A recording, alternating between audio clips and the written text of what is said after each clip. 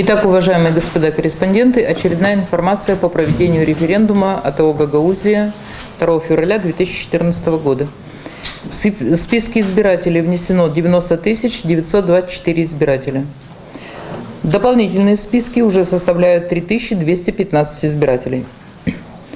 На момент 12:30 проголосовало 29 964 избирателя по всей Гагаузии, что составляет 31,83%. По Камрадскому району проголосовало 13 891 избиратель, и составило это 31,6%.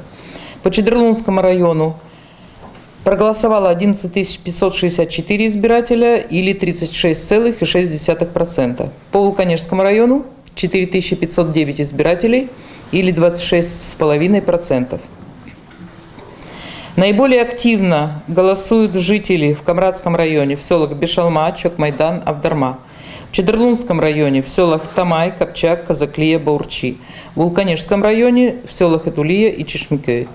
Хочу объявить, что за референдумом наблюдают Юрий Демчогла, уроженец Гагаузии, депутат Одесской областной рады, и Роман Худяков, депутат Государственной Думы Российской Федерации.